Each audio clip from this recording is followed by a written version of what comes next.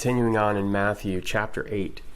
And this section is Jesus healing two men with demons. And it's let's jump in.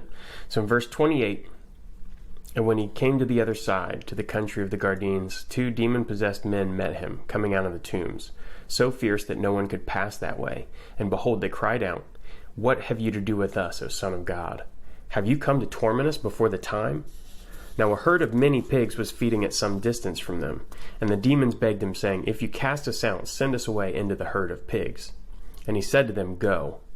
So they came out and went into the pigs, and behold, the whole herd rushed down the steep bank into the sea, and drowned in the waters. The herdsmen fled, and going into the city, they told everything, especially what had happened to the demon-possessed men. And behold, all the city came out to meet Jesus, and when they saw him, they begged him to leave their region. So it's kind of an interesting, weird little story here. There are two guys who have this ferocity about them. Ferocity? They're ferociousness.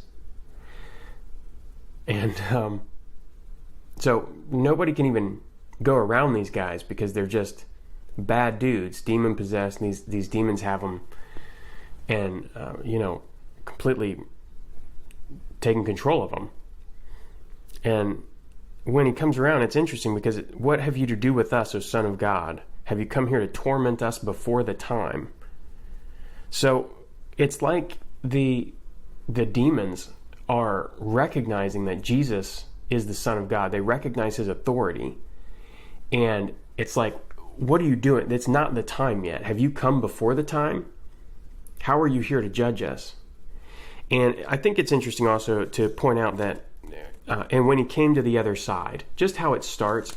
Oftentimes, I didn't know this until just reviewing for this video, but a lot of times when they say and go to the other side, it's like a switch from going from Jewish culture to Gentile culture. And so before, he was with Peter and the people, and the disciples got into a boat and went to the other side. And so that other side is actually Gentile territory, which is they're pointing out here. And when they get there, the pigs would have been used for food. Like Jewish culture, pigs weren't eaten. They weren't a clean animal. But on the Gentile side, they were. And so I think what's interesting about this story, what kind of stands out, is the whole herd of pigs rushes down and is drowned in the sea. Right? So the demons are recognizing Jesus' authority.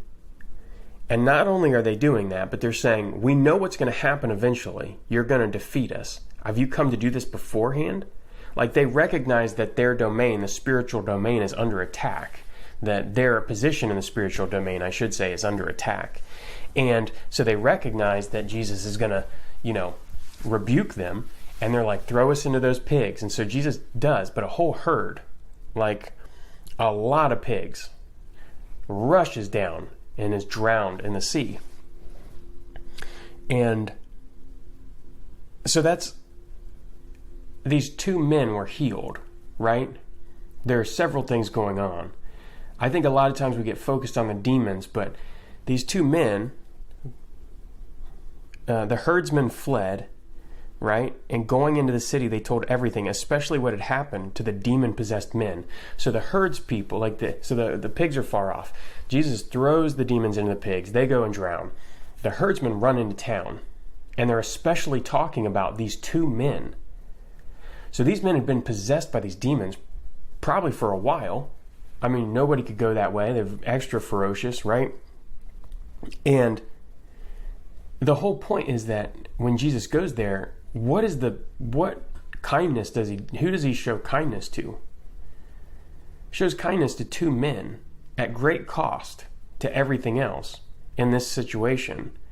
He casts out the demons into the pigs. That's a great cost to the town. That would have been a lot of food.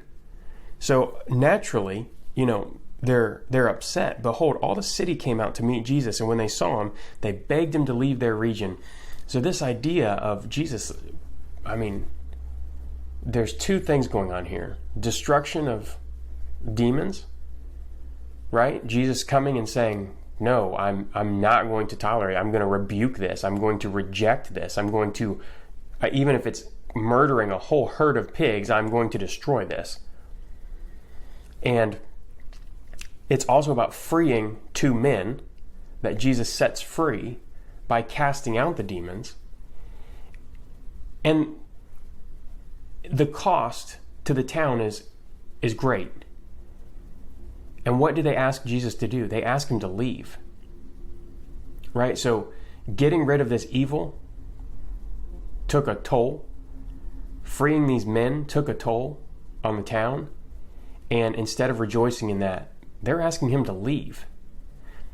That's an interesting story. It is difficult, and it goes back to what Jesus was talking about not having a place to lay his head and how the way is difficult. And what we see in Matthew is that if a guy just cast out demons, right, enough demons to fill a herd of pigs and drown them, you would think that there would be some kind of reaction to that would be like, who is this man? Right? And you do see that a little bit, but I'm talking about like, I'm assuming that there's an acceptance there, like an awe, a fear of it, right? And they fear Jesus, but they fear him in a way that causes them to ask him to leave. They don't want that kind of influence or power in their town. That's just crazy, right? So didn't Jesus care about the herdsmen and the financial burden?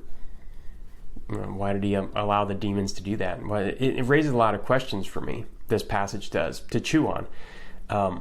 But it's an interesting little story. So with that concludes chapter 8. So we're going into chapter 9 where Jesus does some more healing and actually calls Matthew, which is in chapter 9. And one of my favorite stories in Matthew is in chapter 9. So I'm very, very excited. It's going to be a whole video just on one of the stories. And then we move on to the next discourse. So super stoked to get into that. If you like these videos, please put a comment on what you liked about this section or this story or some thoughts you had. This is a really good one. I would really love to have a conversation about this one. But like and subscribe to the channel so that you get all the videos as they come out. It really helps. I just put this plug at the end for the people that, watch the whole video, but please do that. It really does help keep me motivated to keep making these. So I'll be praying for you, and peace. I will catch you in the next video. All right, see ya.